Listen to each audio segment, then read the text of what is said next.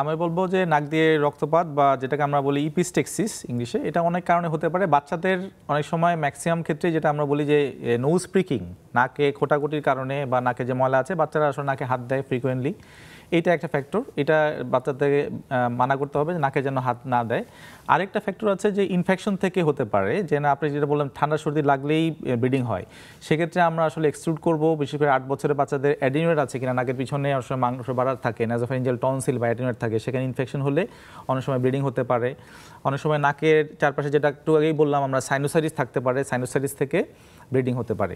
তো আসলে আমরা আসলে দেখে নিতে হবে বাচ্চাটাকে, যেহেতু ব্লিডিং হচ্ছে। আমি বলবো যে খুব আমরা 3টা জিনিস দেখব, যে নাকের সেপ্টামে কোনো হাড় বাঁকা আছে কিনা যেখান থেকে ব্লিডিং হচ্ছে, নাকে সে প্রিকিং করে কিনা, নাকে খোঁটাখুটি করে কিনা, সেটা থেকে ব্লিডিং হতে পারে, নাকে সাইনোসাইটিস আছে কিনা সেটা আমরা দেখে নিব, অথবা নাকের পিছন দিকে অ্যাডিনোয়েড আছে কিনা, সেই জিনিসগুলো আসলে আমাদের এক্সক্লুড করতে হবে। সেক্ষেত্রে আসলে একজন নাক কান গলা বিশেষজ্ঞর পরামর্শ নেওয়া উচিত আপনার।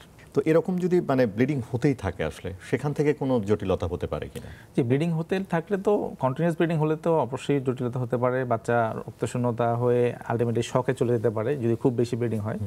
তো এই জন্য আসলে ইমিডিয়েটলি যেটা করতে পারি আমরা, নাক চেপে ধরে রাখতে পারি, যেটা একটু আগে বলে যে নাকে যদি ঠান্ডা পানি দেয় বা নাক চেপে ধরে, তাহলে কিন্তু ব্লাডটা বন্ধ হয়ে যায়। এটা একটা মেথড আছে, যেটাকে আমরা বলি ট্রটার্স মেথড।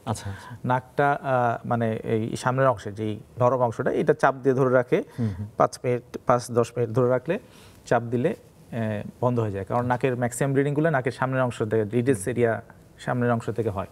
তো এটা চাপ দিয়ে রাখলে এটা অনেক সময় বন্ধ হয়ে যায়, যেটাকে ট্রটার্স মেথড বলে। এটা করতে পারে।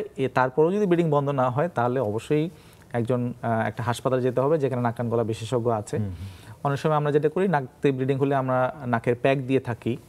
অনেক সময় যদি ব্লাডের যেখান থেকে ব্লিডিং হয় সেটা যদি দেখা যায়, সেটা অপারেশন থিয়েটারে নিয়ে আমরা একটু কটারি করে দিলে কিন্তু অনেক সময় নাক বন্ধ হয়ে যায়। বিশেষ করে আসলে দেখতে হবে কোত্থেকে ব্লিডিং হচ্ছে, কি কারণে ব্লিডিং হচ্ছে, সেই জিনিসটা এক্সক্লুড করা, মানে সেটা খুব জরুরি আসলে।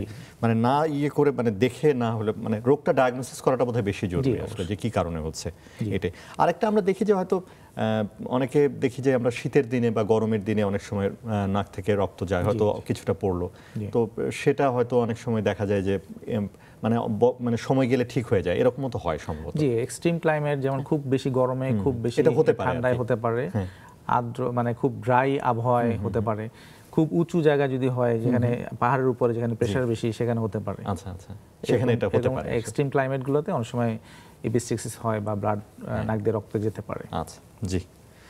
তো আপনি যে আমরা রোগীর কথা বলছিলাম, রোগী আপনারা অ্যাসেস করেন, তাহলে সাইকোলজিক্যাল বিষয়টা আগে আপনারা দেখে নেন? আমরা সাইকোলজিক্যাল বিষয়টা দেখি, আমরা ফাংশনাল বিষয়টা দেখি, নাকের ভিতরে কোনো হাড় বাঁকা আছে কিনা, তার কোনো সাইনোসাইটিস আছে কিনা, নাক দিয়ে সর্দি আছে কিনা, নাকে অনেক সময় পলিপ থাকে,